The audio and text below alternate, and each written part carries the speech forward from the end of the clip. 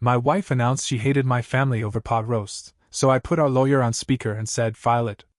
"Hi, I'm Aaron, 37, and I ended my marriage between a ladle of gravy and my dad's story about a par 3. Sunday dinner, my parents placed the set where the same jokes rerun and my mom will not rest until everyone's plate looks medically unsafe.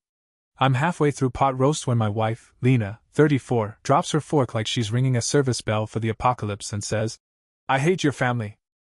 They're toxic. I want a divorce." Silence. Even the clock in the kitchen stops trying to help. You know that feeling when an elevator jerks and your stomach doesn't get the memo? That. I look at her. She's flush, breathing fast, eyes bright with that mix of fury and relief people get when they finally say the thing they'd been practicing in the shower. My mom blinks like she's been hit with a surprise pop quiz. My dad sets down his fork very carefully, like if he moves slow enough, physics will forget it exists. "Okay," I say. Lena's mouth pauses mid-rant like a buffering wheel. "What?" "Okay. Let's start now." I slide my chair back, take out my phone, and tap the contact labeled "Lawyer Dan, estate stuff, calm." Speaker on. 2 rings. Dan answers in his church voice. I'm polite. "Hey, sorry to bug you on a Sunday. My wife just asked for a divorce at dinner. Can we file?" My mom's hand finds the tablecloth like she's looking for a seatbelt. Dad's eyebrows climb into witness protection. Lena reaches for the phone. I move it out of reach without looking at her. Dan shifts into professional, clicking keyboard noises through the speaker. "Kids?" "No." "Major assets?" "House in both names, 2 cars, separate retirements, joint checking for bills." "Uncontested, we can move quick. I'll have papers drafted tomorrow." "Tomorrow." Like it's a dentist appointment. I give him my email. Lena says my name like it's an alarm code. "Aaron, hang up." "Anything else you need, Dan?" I ask. "Sign in the morning. We'll serve her after." "Perfect. Thanks." I tap end. The room is a tableau, my mom's eyes shiny, my dad somehow both pale and red, Lena standing, hands shaking, staring at me like I just swapped to a language she doesn't speak. I put the phone face down next to the gravy boat. "You cannot just..." she starts. "You said you want a divorce?" "I'm helping." My voice is steady in that creepy way it gets when I'm past mad and into math. It feels like a click, like I've been holding a heavy door and finally let it swing shut. She scans my parents for backup. My mom's mouth opens then closes. My dad clears his throat like he's about to announce the weather. No words arrive. Lena's voice pitches up. "You're a mama's boy. This is exactly." "Lena," I say gently, because the pot roast didn't do anything wrong. "We can go home now." I stand, stack my plate on my napkin so my mom doesn't have to touch any of this mess later, and tell them I'm sorry for the dinner theater. My mom squeezes my fingers like she's checking I'm still here. My dad pats my shoulder, says my name once, and it counts for 20 sentences. The drive is a silent movie. Streetlights strobe across Lena's face. I can't tell if she's crying or sweating or rehearsing. I put the turn signal on like it's the only thing that still obeys me. In the living room, she finally explodes. "You humiliated me. You detonated at my parents' table," I say. "I called a contractor to clean up the blast. You don't even want to talk?" "We did. For a month. I'm fine. Remember?" I set my keys in the bowl by the door. They clack like a period. She pivots. She's good at pivots. Softer voice, the one she uses for waiters and returns without receipts. "I was upset. I didn't mean divorce. Your family suffocates me. Your mom treats me like I'm staff," your dad's comments. "Which part didn't you mean?" I ask. "Hating them? The divorce? Both?" Her eyes flash. "You're twisting." I'm repeating. I'm weirdly calm. Like I've been waiting to be the guy who doesn't bargain with a grenade. "Papers tomorrow." She stares like I just flipped the world upside down, and her pockets emptied. "You won't even fight for us? You asked me to stop." Somewhere in the hall, the air vent kicks on and the house makes that low, tired groan it does when the AC starts. It sounds like relief. She goes to the bedroom and slams the door. I sit on the couch and watch whatever game is on with the sound off. The teams run around pointlessly. It fits. My phone buzzes. "Dad. You okay, son?" "Mom, we love you." I text back a heart to both like I'm trying out a language I never use with them. Then I stare at the dark TV and let the night be exactly what it is, the first quiet after a long, loud almost. Next morning, my alarm went off at 6, but I'd already been awake an hour lying on the couch staring at the ceiling fan, counting the whirring clicks like a metronome for my new life. No text from Lena. Just silence and the faint smell of the pot roast leftovers my mom packed. Just in case. By 8, I was in my lawyer's office with coffee that tasted like burnt rubber and a weird sense of déjà vu. Same guy who helped us draft wills 3 years ago when forever still sounded realistic. Dan looked up over his glasses. You serious? Completely. He whistled low, typed fast, all business. It's clean. No kids, nothing complicated. 50-50 split on the house. Cars separate. Accounts half and half. I'll file today. She'll be served midweek. I signed every page without hesitation. My hand didn't even shake. Dan raised an eyebrow. You're calm for a guy whose wife blew up his dinner. I spent 5 years making sure she never got upset. I said, I'm done with the job. Walking out of his office, I felt this weird calm, like walking out of a long meeting where you didn't say much but made the only decision that mattered. At home, Lena was in the kitchen, red-eyed, clutching a mug like it owed her an apology. The counters were a wreck, crumbs, papers, an open wine bottle from last night. She looked up when I came in. Where were you? Lawyer's office, I said, setting my keys down. Sign the divorce papers. Her mouth fell open. You actually did it? You asked for it. I thought you'd calm down overnight. We could talk. We are talking. Through lawyers. Her face went white, then flushed red. You're throwing away 5 years over one bad night? No, I said, steady. You threw away 5 years at my parents' dinner table. I'm just doing the paperwork. She started crying, real tears, messy, not the rehearsed kind. You're destroying us over nothing. One night doesn't destroy something that's solid, I said. It just shows the cracks were already there. Her phone rang. Her sister. She hit speaker without thinking, instantly sobbing. He's divorcing me, Laura. He humiliated me. I said one thing in anger, and he's ending everything. Laura's voice blasted through the speaker. Are you serious, Aaron? You're abandoning her over a bad mood? I leaned against the counter. She announced our divorce like a toast. I'm respecting her choice. You're heartless. Laura hissed. Maybe, I said. But at least I'm consistent.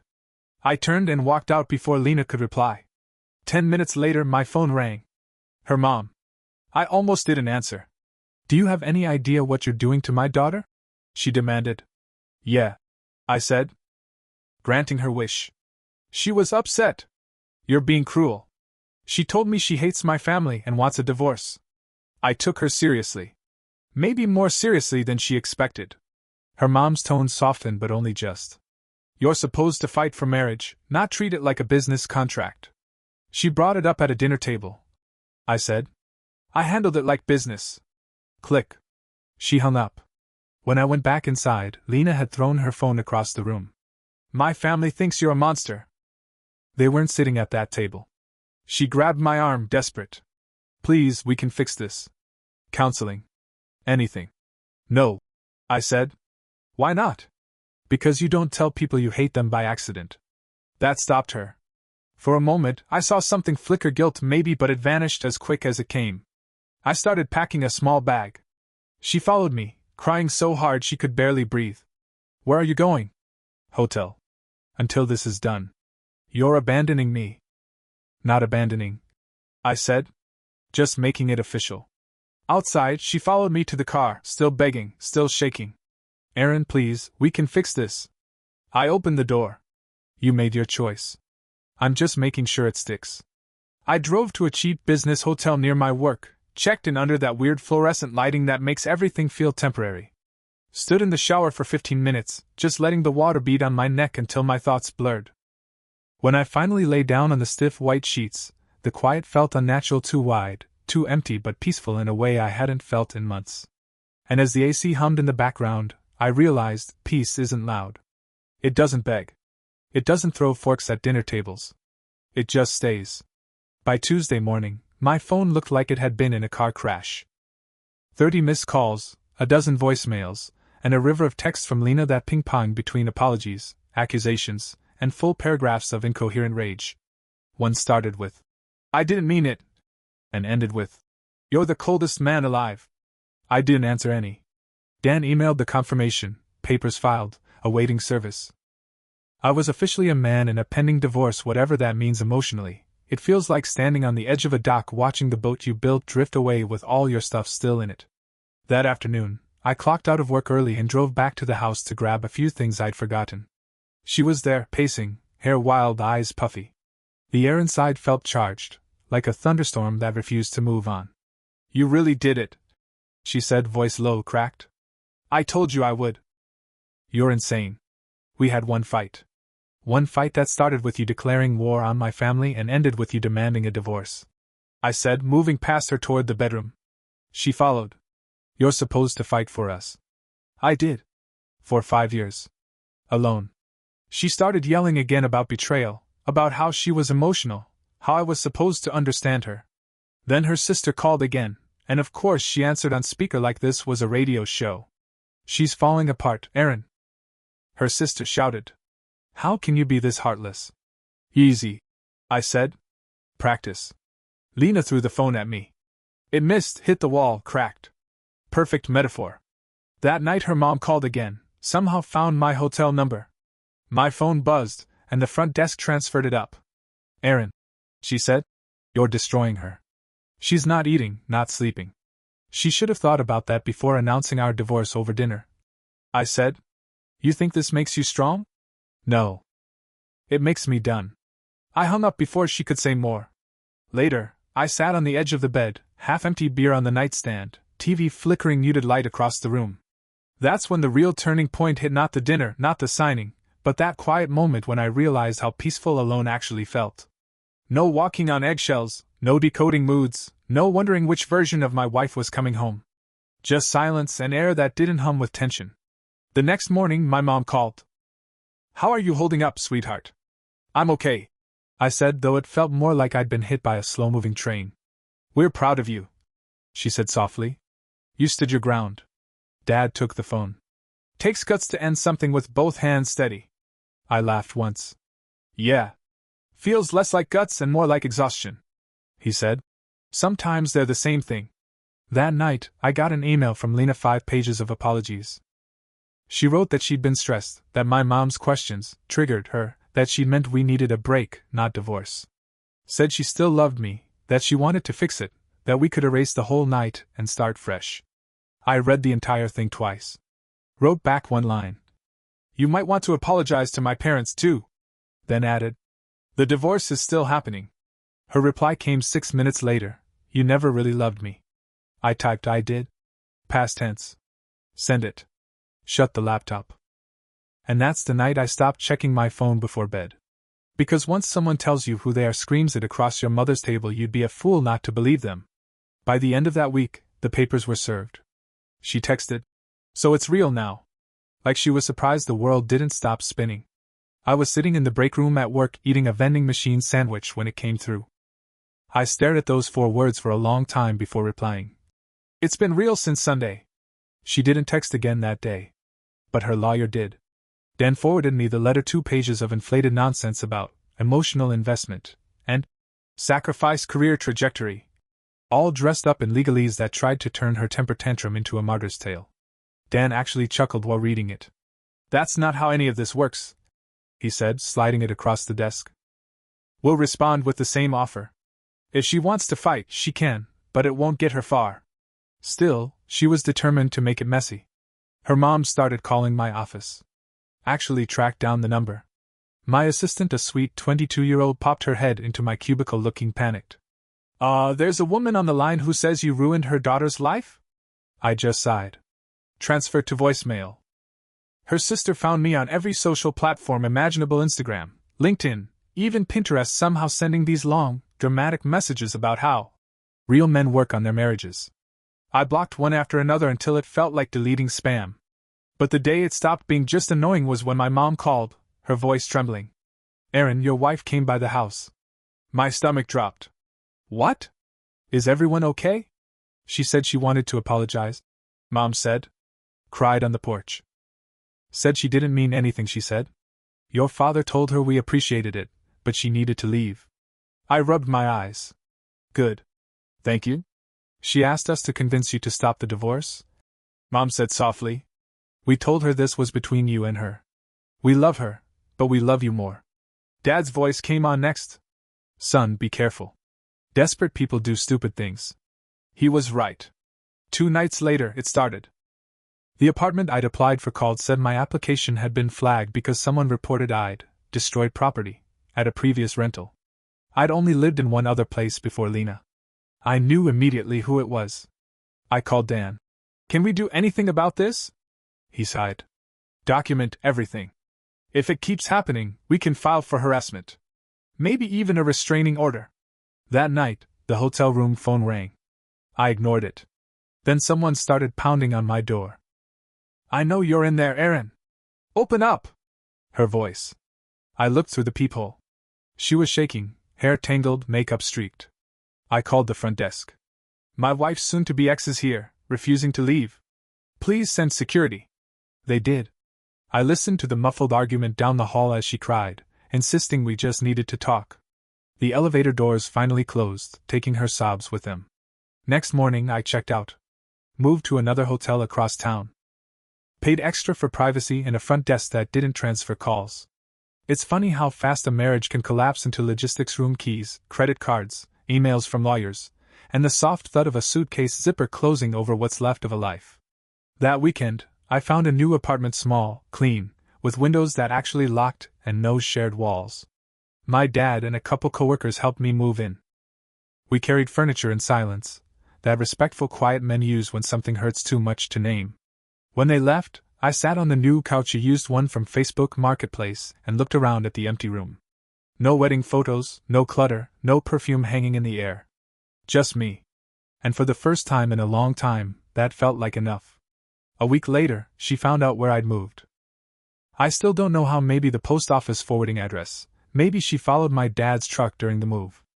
I came home from work one night and there was an email waiting, subject line, "So you got your own place." No body text. Just that one sentence. I stared at it for a minute, then archived it. By morning there were 3 more. I hope you're happy. You destroyed our marriage over nothing. We could have fixed this. I didn't respond. Dan called around lunch. Her lawyer's back. She wants the house appraised higher. Claims you're lowballing the value. Why? Because she thinks dragging you through this will make you cave. Then we'll do it right. I said. We got an independent appraiser. Market value came back about $2,000 higher than our original estimate. I told Dan to offer her an extra $1,000 from my share to speed things up. Her lawyer rejected it. Of course. Then she's pushing for mediation. Dan said. How much is that going to cost me? Few hundred if it stays civil. Few thousand if it doesn't. I laughed, but there wasn't any humor in it. She's hoping I'll get tired. Yeah, he said. Don't. When mediation day came, it was the first time I'd seen Lena in almost 2 months. She looked smaller somehow. Not physically, just diminished. Hair flat, eyes rimmed red, like she'd been crying for days or maybe hadn't slept in weeks. Seeing her hit me weirdly sideways, like nostalgia for something that never actually existed. We sat on opposite sides of a long, cheap conference table. Mediator in the middle, our lawyers at each elbow. Hers spoke first. My client feels she's been treated unfairly. She had one emotional outburst during a difficult time, and her husband used it as an excuse to abandon the marriage without reconciliation. Dan leaned forward. My client's wife publicly demanded a divorce in front of his parents. He filed. The settlement proposed is equitable and in line with state law. The mediator looked at me. Anything to add, Mr. Ellis? I met Lena's eyes. She said she hated my family and wanted a divorce. I just believed her. She broke, then actual tears, messy, gasping ones. I didn't mean it. I was having the worst day. You were apparently having the worst 5 years. I said quietly. You just hid it until the roast got cold. The mediator raised a hand. Let's focus on assets. 3 hours of numbers, paperwork, size. Finally, they agreed she'd get an extra $2,000 from the house equity, keep her car, I'd keep mine. Retirement accounts stayed separate. Joint accounts split. It was over, just waiting for the judge's stamp. As we were leaving, she caught up to me in the parking lot. Erin, please. Just coffee. 5 minutes. No, Please, I need closure. You got closure at my parents' dinner table. Her mom was waiting near their car, arms folded like a sentry. She shouted across the lot. Are you happy now? Got what you wanted? I wanted a wife who didn't hate my family, I said, unlocking my car. Didn't get that, so yeah, I'll settle for peace. She called me something that would have made my dad wince. I shut the door, started the engine, and drove off without looking back. That night, sitting alone on my couch, I opened a beer and stared out the window at the city lights. Somewhere in the distance, a siren wailed, fading fast. For the first time, it really hit me, this was it. The end. And I wasn't broken. Just lighter. Like someone had cut a chain I didn't even realize I'd been dragging.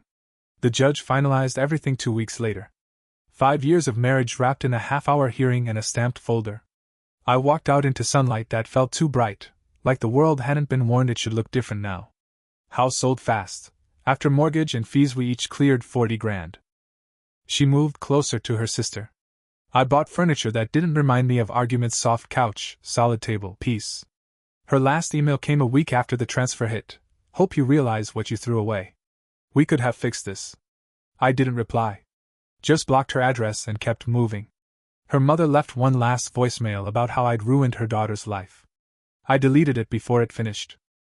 Friends split down the middle, half said I overreacted, half said they'd been waiting for me to wake up.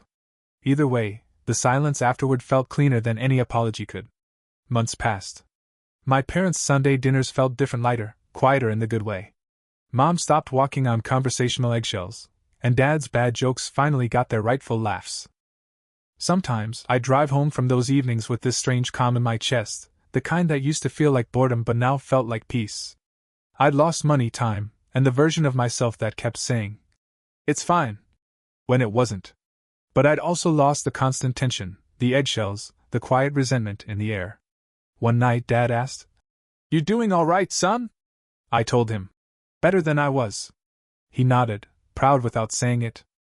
The truth was simple: divorce hurts, but living small for someone else hurts worse. I finally understood that calm isn't loneliness. It's recovery. And for the first time in years, I slept through the night. A few months later, I met someone new. Nothing serious at first, just coffee after work, long talks that didn't feel like interrogations. Her name's Claire. She laughed at my dad's jokes when I brought her to Sunday dinner last week, and my mom actually relaxed for once instead of trying too hard to impress. Watching them talk, I realized I'd spent years trying to force harmony between people who were never meant to share the same room. Now, it was effortless. No drama, no hidden resentment, just conversation and roast chicken. After dinner, Dad patted my shoulder and said quietly, "You look lighter." He was right. I won't pretend I'm perfectly healed. Some days I still replay that dinner, the sound of her fork hitting the plate, the way my mom froze. Other days I forget we were ever married. Both are fine. Healing isn't a finish line, it's a quiet morning where the air feels safe again. People sometimes ask if I regret how fast I ended it. I don't. She told me, loud and clear, who she was and what she wanted. I just stopped arguing with the truth. If I'd begged her to stay, we'd still be circling the same drain, me pretending not to hear the contempt in her voice every time my mom called, her pretending not to mean the things she said when she was tired.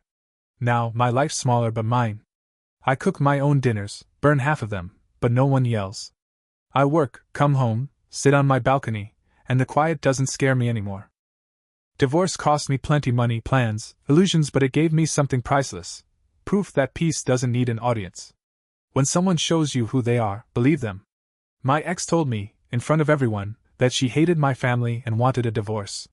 That night, I took her at her word. And for the first time in years, I chose myself and meant it. Divorce cost me half my savings, 5 years, and the version of myself that confused endurance with love. But it gave me something better: clarity, freedom, and a peace that doesn't ask permission to exist. That night at my parents' table, she thought she was ending my marriage. She didn't realize she was setting me free.